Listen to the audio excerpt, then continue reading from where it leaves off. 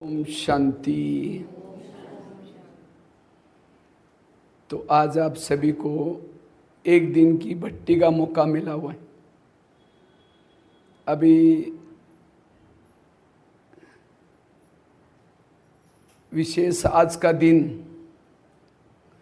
हमें विशेष पुरुषार्थ करना है।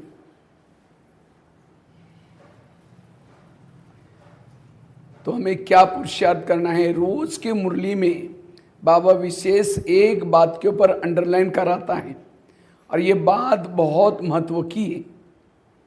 इसलिए बार बार कोई भी मुरली लो, बाबा कहते बच्चे आत्मा समझो, फिर मुझे याद करो।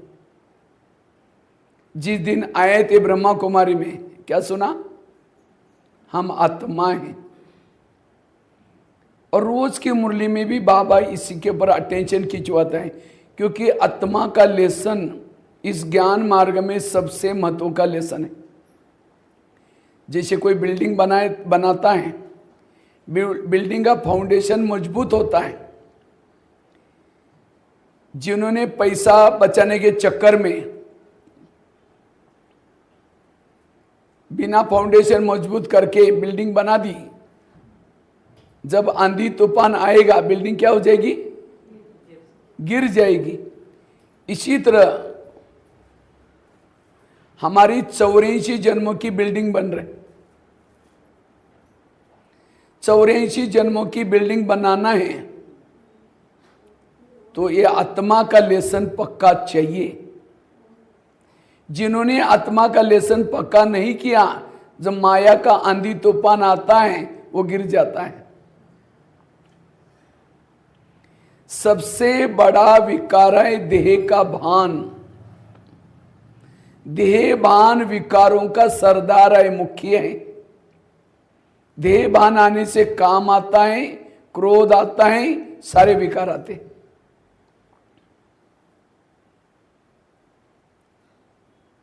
कई कहते मेरे जीवन में समस्या है, मेरा योगी नहीं लगता। कई कहते मुझे सहन नहीं होता। कई कहते मेरे पुराने संस्कार बदलते नहीं हैं। सबका कारण है देह भान। अपने आत्मा का पाठ पक्का नहीं किया, इसीलिए ये प्रॉब्लम आ रही। इसीलिए आत्मा का लेसन पक्का करो, सारी समस्या का समाधान हो जाएगा।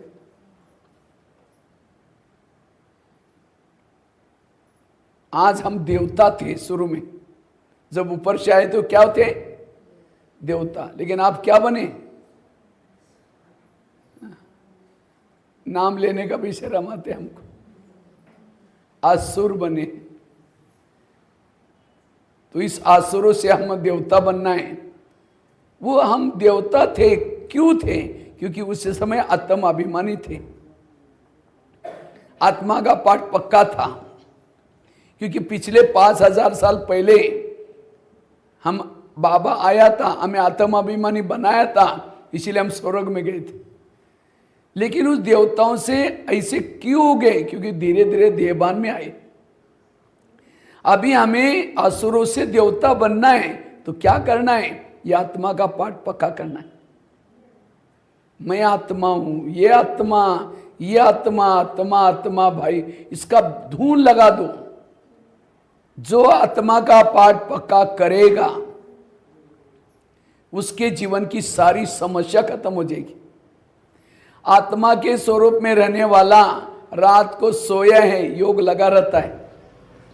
रास्ते में चल रहा है, उसका योग लगा रहता है।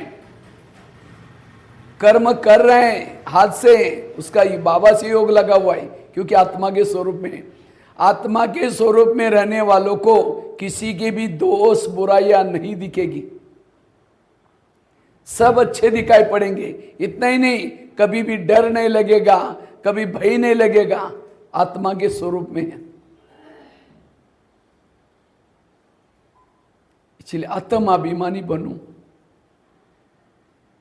आत्म अभिमानी स्थिति वालों को विनाश का भी डर नहीं लगेगा, मृत्यु का भी डर नहीं लगेगा, क्योंकि आत्मा तो कभी मरती नहीं। मैं तो अजर अमर अविनाशी हूं। इसीलिए ये पाठ, इसीलिए बाबा को रोज की मुरली में कहना पड़ता है, बच्चे आत्मा समझो। हम खुद को ही भूल जाते हैं, जिसको खुद को भूल जाता है खुदा भी भूल जाता है। दादी जानकी जी हर क्लास में कहती थी, मैं कौन और मेरा कौन, मैं आत्मा और मेरा बाबा। मैं दो प्रकार के, एक है नकली मैं और दूसरे होते हैं असली मैं। नकली में क्या है, मैं इंजीनियर हूँ, मैं डॉक्टर हूँ, मैं माताजी हूँ, मैं पिताजी हूँ, मैं धनवान हूँ, मैं गरीब हूँ, मैं अमीर हूँ, ये सारे झूठे मैं। असली मैं आत्मा। और जिस इस स्वरूप में चलते हैं, मैं धनवान हूँ, मैं बड़ा सरपंच हूँ, उस स्वरूप में चलता है, उस प्रमाण किसी ने सम्मान नहीं किया, फीलिंग आती, अरे मेरे को पूछा ही नहीं, मेरे को ये नहीं किया। ये सारे झूठे मैं समाप्त करूं और मैं आत्मा के स्वरूप में रहूं। जैसे राम रावण का युद्ध चलता है, राम रावण का एक सिर काटता है, सिर तो कट जाता है, दोबारा जुड़ जाता है, फिर काटता है, दोबारा जुड़ जाता है। विभीषण आता है और राम के कान में दो चार बातें सुनाता है, ये ऐसा नहीं मरेगा, उसके नाभि में तीर लगाओ। और जब नाभि में तीर लगाया, रावण क्या हो गया, मर गया। इसी तरह आज हम भी रावण को मारने में लगे, कोई 2 साल से, कोई 20 साल से, लेकिन नहीं मर रहा है। क्यों? उसके नाभि में तीर नहीं लगाया। नाभि अर्थात देह का भान, जब तक देह के भान को नहीं छोड़ेंगे तब तक रावण खत्म नहीं होगा। इसलिए मैं रोज मैं आत्मा हूं, आत्मा हूं, इसकी प्रैक्टिस करनी है। सीता के सामने जब रावण आता है, वो माचिस जला कर रखती है, तीली जला कर रखती है। जब तीली है, माचिस है, रावण उसको टच भी नहीं करता। तो हम भी कहाँ रहते हैं? हम सभी सीता ही है ना। सीता ही कहाँ रहती हैं? रावण के राज्य में रहते हैं। तो आत्मा रूपी सीताओं को सदा या भ्रुकुटी में ज्योति स्वरूप स्थिति बनाकर रखनी है, कभी भी उसको बुझने नहीं देना। इसलिए आत्मा की प्रैक्टिस करना, आत्म अभिमानी बनना। जो आत्म अभिमानी स्थिति में रहते हैं वो एवर रेडी है।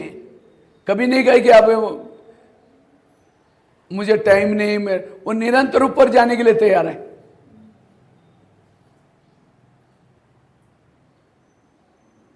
बीज बोया ही नहीं, पानी डाला ही नहीं, वृक्ष आएगा नहीं, फल भी नहीं होगी। इसी तरह जिन्होंने आत्मा का बीज बोया ही नहीं, स्मृति का पानी दिया ही नहीं, उसके जीवन रूपी वृक्ष में सहन शक्ति, धैर्यता, शांति गुण कैसे आएंगे? आत्म अभिमानी स्थिति में रहने वालों के अंदर दैवी गुण अपने आप आते। इसलिए बार बार ये आत्मा की प्रैक्टिस करना। आजकल बाबा का मिलन होता है, कैसे मिलन होता है? अव्यक्त मिलन। क्योंकि आजकल गुलजार दादी के तन में भी बाबा नहीं आ रहे, गुलजार दादी खुद ही अव्यक्त हो गए। तो बाबा से मिलना है, शिव बाबा से, तो कैसे मिलना है? आप खुद अव्यक्त बनो, आत्मिक स्वरूप में रहो, तो बाबा का मिलन होगा। आत्मा के स्वरूप में रहने वालों को हर पल परमात्मा, जिधर भी देखो तू ही दिखता है। देहभान वालों को बाबा दिखता ही नहीं है, ना परमधाम दिखता है, ना बाबा दिखता है। आकाश के चंद्रमा को पानी में देखना है, पानी स्थिर चाहिए। परम धाम के परमात्मा को मन में देखना है, हमारा मन स्थिर चाहिए। इसलिए ये आत्मा की प्रैक्टिस। तो हम आत्म अभिमानी कैसे बने, इतना महत्व का लेसन, इसको हम पक्का कैसे करें? आत्म अभिमानी बनने के लिए सबसे पहली बात है, अगर मुझे आत्माभिमानी स्थिति की अनुभूति करनी है, आत्मा के स्वरूप में टिकना है, पवित्रता की धारणा चाहिए। जो पवित्र नहीं रहते हैं, आत्मा का अनुभव नहीं होता। क्यों? पवित्रता का क्या कनेक्शन है? पहले जमाने में दिया आता था, दिया, इसको क्या बोलते हैं आपके यहां? मराठी में दीवा बोलते हैं, दीवा। देखा है आप लोगों ने? बचपन में हम लोग जो छोटे थे, मुझे याद है, हमारे घर में लाइट नहीं थी, खेती में रहते थे, तो एक त्रिकोना सा एक टीन का बना रहता था, चिमनी भी बोलते हैं उसको, तो उसको केरोसिन डालते थे, बीच में बाती रहती थी, माचिस लगाओ, फ्लेम जलती थी, उसी से खाना बनता था, पढ़ाई होती थी, सब कुछ उसी से चलता था। वो चिमनी के अंदर तेल नहीं है, केरोसिन नहीं है, बिल्कुल एक बूंद भी केरोसिन नहीं। माचिस लगाओ, पूरा माचिस का डब्बा भी खत्म होगा तो भी।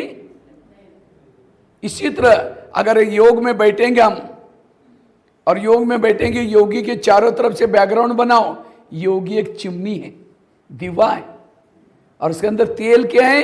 पवित्रता। अगर ये चिमनी के अंदर तेल ही नहीं है, एक पांव पर खड़ा होकर के मैं आत्मा हूं, आत्मा हूं, आत्मा हूं, सिर दर्द हो जाएगा, आत्मा का अनुभव होगा ही नहीं, दीपक जलेगा ही नहीं। कई कहते ना पवित्र रहना क्यों जरूरी है? बिना पवित्रता का दीपक नहीं जलता। इसलिए अपनी पवित्रता को संभालो। जिसके पास जितनी पवित्रता ज्यादा, बैठते ही उसका आत्मिक स्वरूप बन जाता है। इसलिए पवित्रता जरूरी है। अच्छा, चिमनी के अंदर तेल है, बीच में बाती नहीं है, माचिस लगाओ, क्या हो जाएगा? जलेगा ही नहीं। तो बाती का काम क्या होता है? क्या काम होता है? बाती का काम क्या होता है चिमनी की? वो जो नीचे तेल है, वो बाती, और खा तो सूत की होती है बाती, सूत वाला। सूत जब गीला होता है, यहां से ऊपर तक जाता है वो, अंदर अंदर से तेल। इसी तरह स्मृति है बाती, ध्यान है बाती। बाबा क्यों कहते हैं ध्यान ऊपर लगाओ? बुद्धि कहां लगा दो? ऊपर। क्योंकि बुद्धि जब ऊपर होगी, हमारे शरीर में जो पवित्रता फैली है वो कहां चलेगी? ऊपर आएगी, ऊपर आकर के आत्मा तक आएगी, और उससे फ्लेम जलेगी। फ्लेम का भोजन है केरोसिन। जब फ्लेम को भोजन मिलता है, केरोसिन मिलता है, फ्लेम निरंतर जलती है। इसी तरह इस फ्लेम का भोजन क्या है? पवित्रता। अखंड आत्माभिमानी बनना है, निरंतर आत्माभिमानी बनना है, तो निरंतर हमें क्या करना है?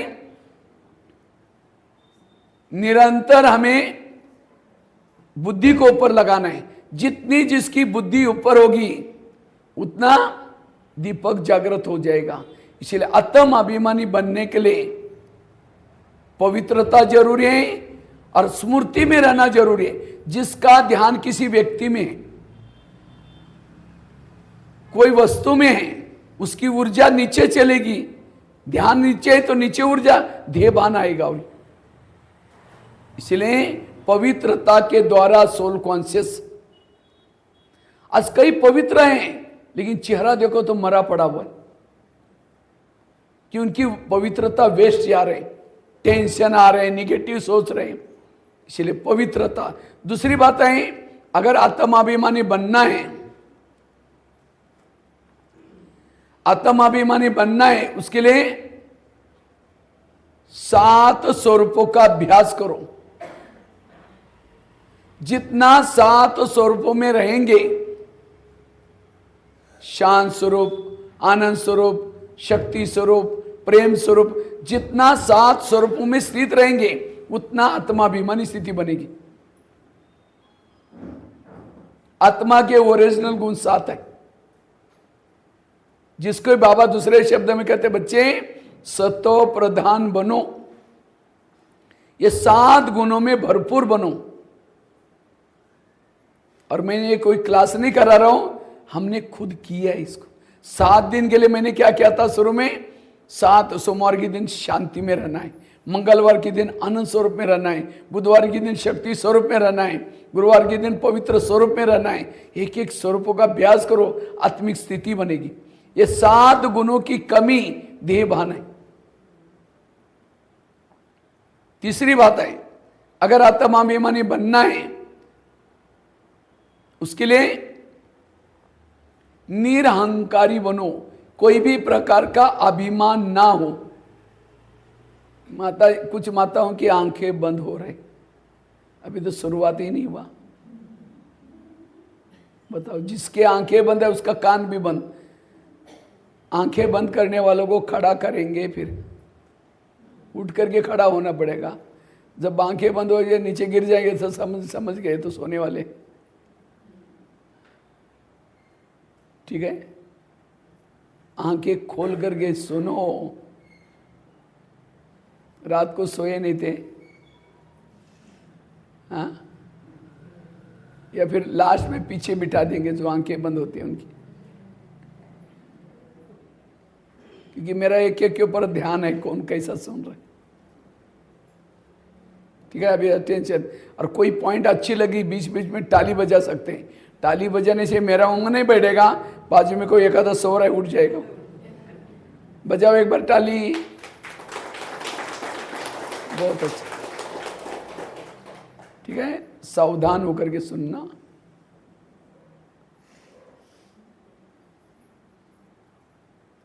दो बातें सुनाई आत्म अभिमानी बनने के लिए। पहली बात पवित्रता की धारणा, दूसरी बात 7 स्वरूपों का अभ्यास, तीसरी बात निरहंकारी बनो। कोई भी प्रकार का अभिमान ना हो। कई को क्या होता है, अभिमान होता है, हम बहुत पुराने हैं, हम सब कुछ जानते हैं, हमने यज्ञ में बहुत पैसा दिया है। कई तो घर में अगर कोई बेटा कोई बड़े नौकरी में है, पति कोई, उसको भी क्या होता है, उसका भी अभिमान होता है। अभिमान वाला कभी आत्माभिमानी, अभिमान की देहबान की चप्पल नीचे उतार करके ऊपर आऊं। वो चप्पल भले पहन क्या हो, दूसरी चप्पल चमड़ी की चलेगी, लेकिन अभिमान की चप्पल कभी भी, अभिमान वाला ऊपर नहीं जा सकता। तो मेरे अंदर अभिमान है, इसकी नीचे नहीं क्या है। अभिमान वालों को अपमान की फीलिंग होती। अब मैं एक बार मधुबन में बोर्ड लिख रहा था। पहले बोर्ड लिखते थे मुरली के पॉइंट।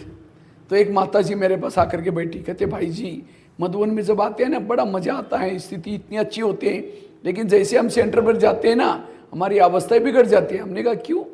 कहते हम बहुत पुराने हैं, 40 साल हो गया। जब बहनें हमारे शहर में आई थी उस समय कुछ नहीं था, तो प्रदर्शनी लगाई थी, फिर हमने उनको बुला करके क्या किया, हमारे घर में बिठा दिया। हमारा बड़ा सा घर है, उसके अंदर फिर जगह दिया, खाने का रहने का सारा व्यवस्था दिया, बेटियों की तरह पाला उनको। उसके बाद धीरे धीरे बढ़ते गए, स्टूडेंट बढ़ते गए, अब नया सेंटर बनाया। अब बहनें अभी उधर चली गई, अभी हमको तो पूछती ही नहीं।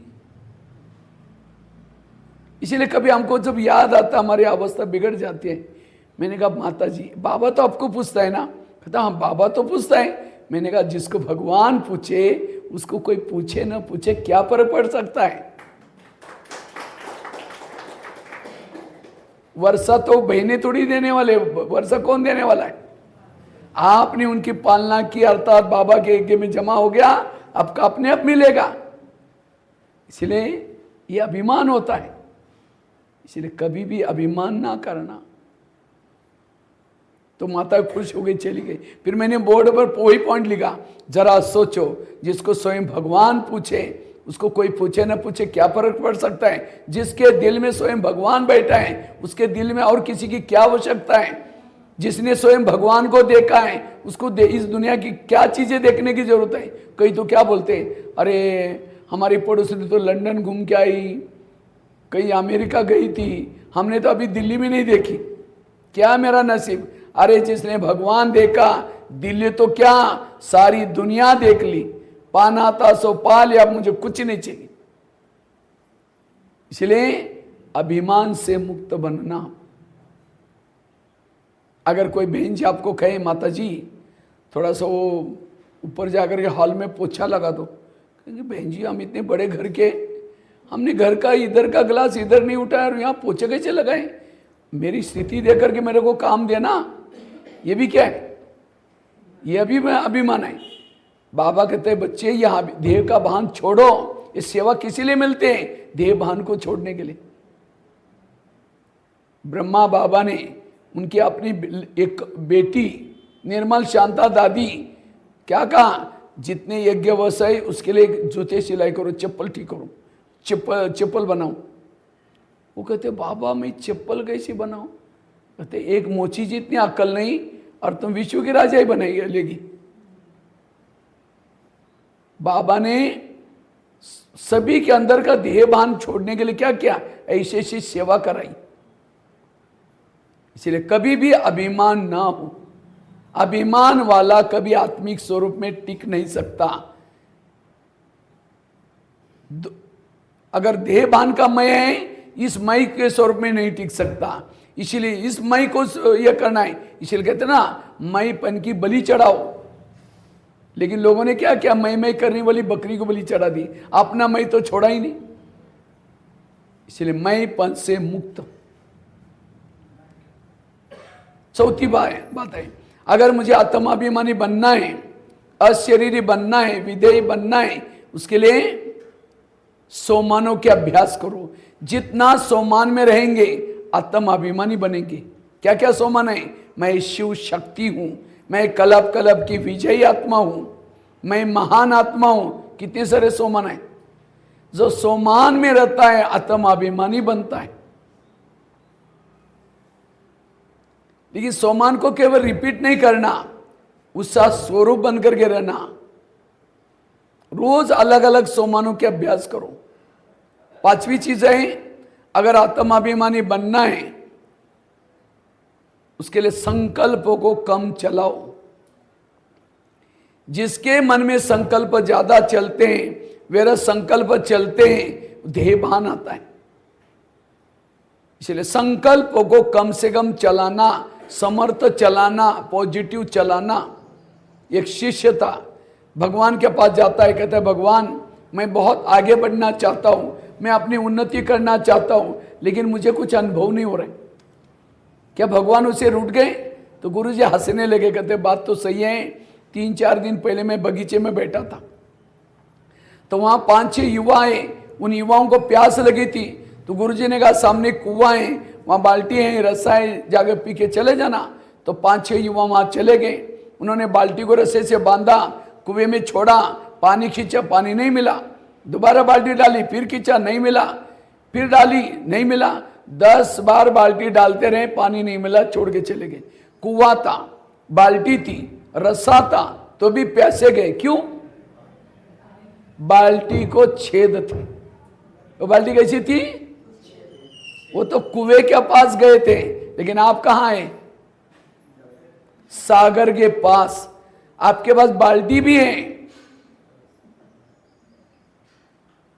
मन रूपी बाल्टी भी है, बुद्धि रूपी रस्सा भी है, मेहनत भी करते हैं, लेकिन अगर आपके मन को छेद है, ना आत्मा अनुभव ना परमात्मा अनुभव होगा। इसलिए संकल्पों को कम चलाना, व्यर्थों से मुक्त बनना, वो आत्माभिमानी बनेंगे। आत्माभिमानी का आधार है संकल्प समर्थ चलाना। उसका हम एक अलग से क्लास लेंगे। संकल्प को कैसे बचाएं, क्योंकि बिना पॉजिटिव से हम अशरीरी, विधेयी, निराकारी फरिश्ता नहीं बन सकते। इसलिए संकल्प को कम चलाना।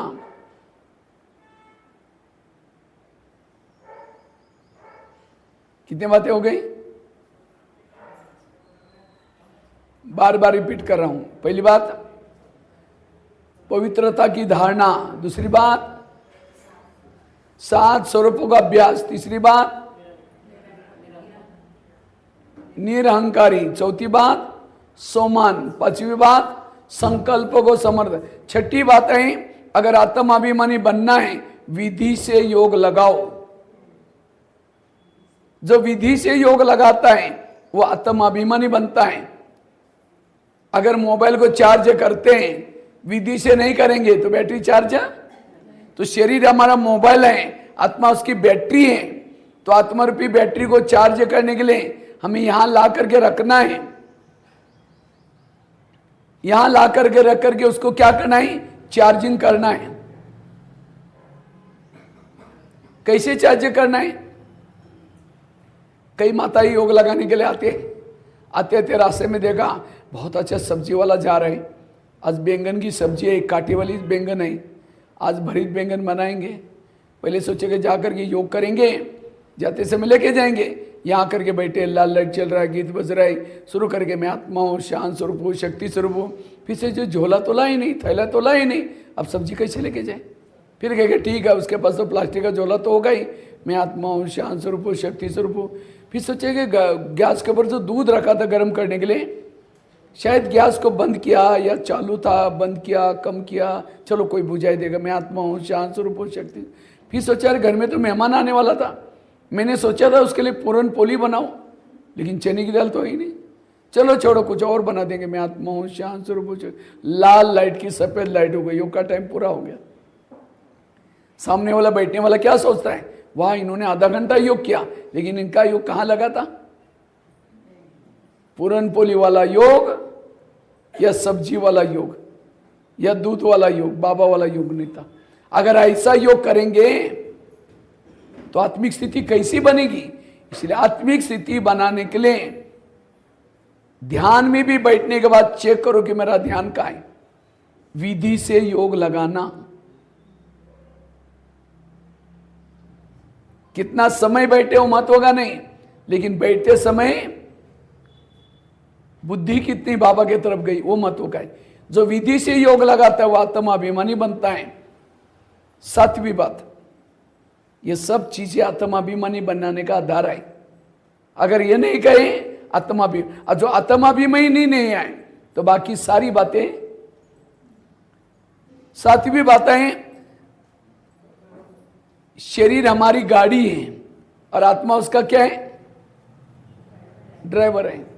जैसे गाड़ी को सारा दिन घुमाते हैं और रात को ड्राइवर क्या करता है? उसको कहाँ रखता है?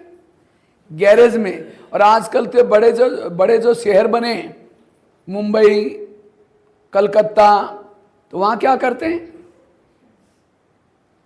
पिलर उठाते बड़ी बिल्डिंग का और नीचे पार्किंग होता है और रहने का क्या होता है? ऊपर। इसी तरह ये तीन लोग हैं, तीन लोग में आत्माओं का रहने का कहाँ है? ऊपर, और गाड़ियों का रखने का स्थान है नीचे। तो ये नीचे शरीर को कहाँ रखना है? बेड पर लगा दिया, जैसे वो ड्राइवर लगाता है, लॉक करता है, कवर ढकता है, गाड़ी को नमस्ते करता है, लिफ्ट से या सीढ़ी से ऊपर जाता है। इसी तरह हमें भी क्या करना है? इस शरीर की गाड़ी को बेड पर लगा दिया, कंबल या चादर डाल दी, गाड़ी को नमस्ते भी करो। क्यों? 84 जन्म में बहुत गाड़ियां मिली, लेकिन इस गाड़ी जैसी कोई भी गाड़ी, भले बुजुर्ग है, काली है, बीमार है, तो भी वैल्यूबल है और ओल्ड सो गोल्ड है। इसीलिए गाड़ी को नमस्ते करो, क्योंकि इसके द्वारा हम मुरली सुनते हैं, ईश्वरीय सेवा करते हैं, किसी को ज्ञान सुनाते हैं, तो कितनी गाड़ी वैल्यूबल है। इसीलिए गाड़ी को नमस्कार करके ऊपर जाओ। और ऊपर जाकर के अव्यक्त तोतन की बेल बजाई, ब्रह्मा माँ ने दरवाजा खोला, बाबा को समाचार सुनाओ, बाबा इस गाड़ी के द्वारा क्या क्या सेवा की।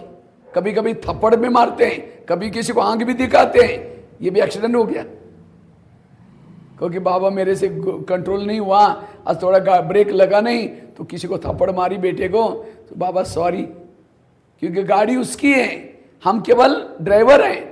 मालिक को नहीं बताएं, मालिक तो पता चलता है, फिर आपको क्या करेगा? सजा देगा फिर। इसलिए बाबा को सुना करके फिर अच्छी तरह दृष्टि लेकर के तकिया पर सिर नहीं रखा, बाबा के गोदी में सिर रखा है, तो सवेरे उठेंगे कौन याद आएगा? बाबा याद आएगा। फिर अमृत वाला अच्छी करके फिर नीचे आओ, और नीचे आकर के सारा दिन लगो क्या रहे, ये शरीर मेरी गाड़ी है, मैं यहाँ बैठा हूँ, दो कान से इसमें से देख रहा हूँ। और किसी को भी देखते समय कहाँ देखो?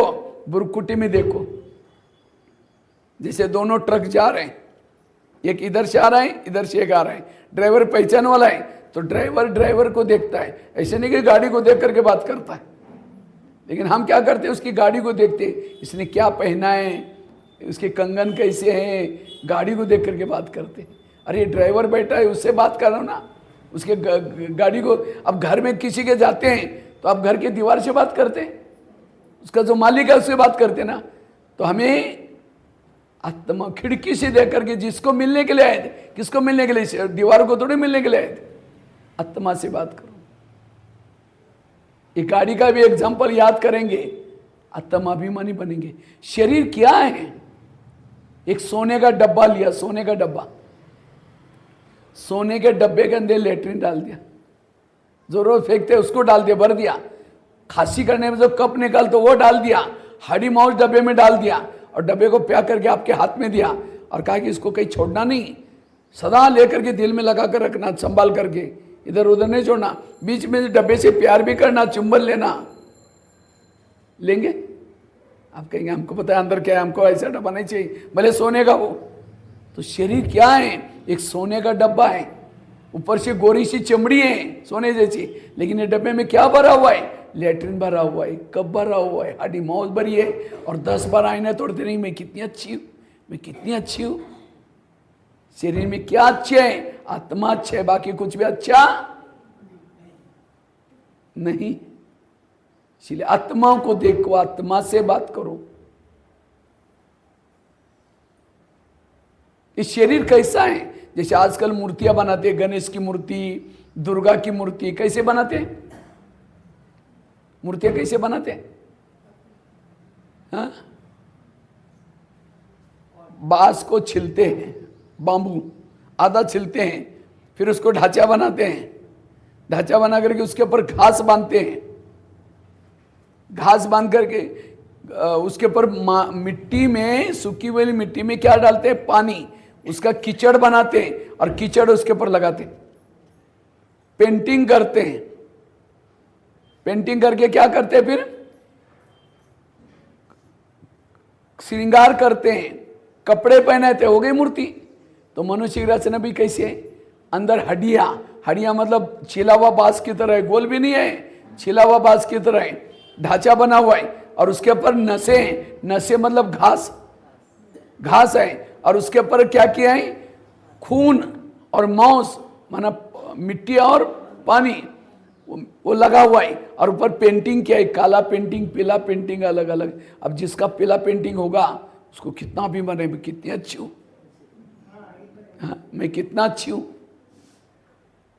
हाँ, कोई काली मूर्ति है, कोई काली मूर्ति है, काली मूर्ति को ऊपर का कलर हटा दो, अंदर क्या होगा? मिट्टी होगी। कोई पीली मूर्ति है, पीला पेंटिंग किया हुआ है, और उसका मिट्टी कलर हटा दो, अंदर क्या है? वही मिट्टी है। कोई काला हो या गोरा हो, पेंटिंग क्या फर्क है? बाकी है तो अंदर एक जीवाणु है। इसीलिए बाबा कहते बच्चे आत्मा को देखो, आत्मा से बात करो। कोई भी बहने भाई से बात करता है तो क्या समझो? ये महावीर से मैं बात करूं, ये हनुमान है, महावीर है। और कोई भी भाई बहनों को देखता है, ये देवी है, मैं देवी को देख रहा हूं। आत्मा का अभ्यास पक्का हो जाए। इसी तरह हमें ये आत्मा का पाठ क्या करना है? पक्का करना है। और जिसका आत्मा का पाठ पक्का होगा उसकी सारी समस्या खत्म हो जाएगी। बाबा ने 4 सब्जेक्ट रखे, कौन से? ज्ञान, योग, धारणा और सेवा। किस लिए रखे?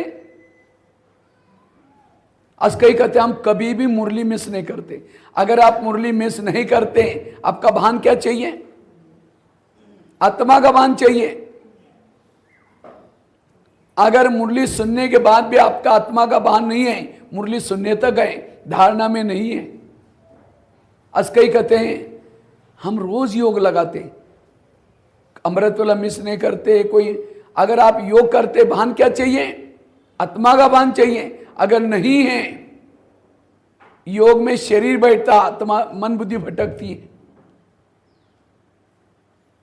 आज कई कहते हैं जब से हम ज्ञान में आए, मेरी पूरी धारणा है, हम बाहर का खाना नहीं खाते, पवित्रता का पालन करते, अमृत वाला की धारणा, ब्रह्मचर्य की धारणा। अगर आपकी धारणा है तो भान क्या चाहिए? आत्मा का भान। अगर नहीं है, आपकी धारणा पक्की नहीं है। इसलिए धारणा को पक्का करो, विधि पूर्वक धारणा। कई कहते हैं जब से हम ज्ञान में आए, खूब हम सेवा करते, अगर सेवा करते दुआएं मिलते, भान क्या चाहिए? आत्मा का भान चाहिए। अगर नहीं है धारणा, सेवा आप दिखावटी कर रहे हैं। तो सारे सब्जेक्ट का सार है आत्म अभिमानी बनना।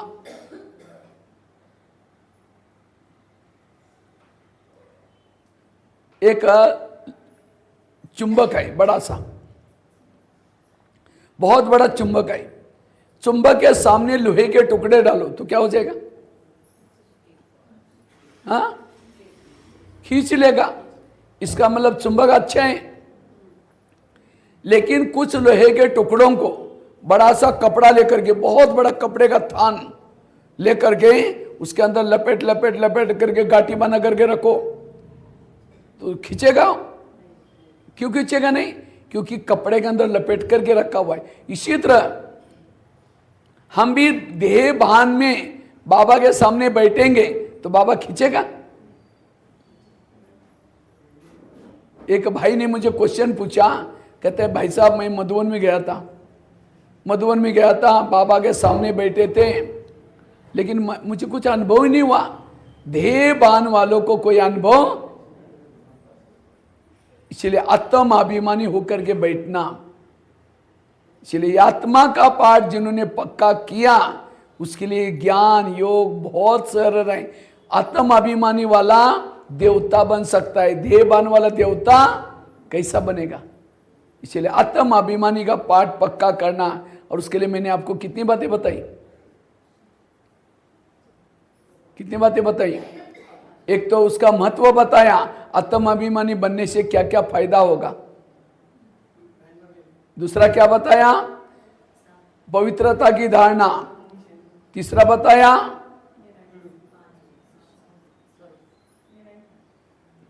सात स्वरूपों का अभ्यास, निरहंकारी बनना, सोमानों के अभ्यास, संकल्प कम चलाना, विधि पूर्वक योग लगाना, गाड़ी को गैरेज में लगा करके सोने के लिए ऊपर जाना।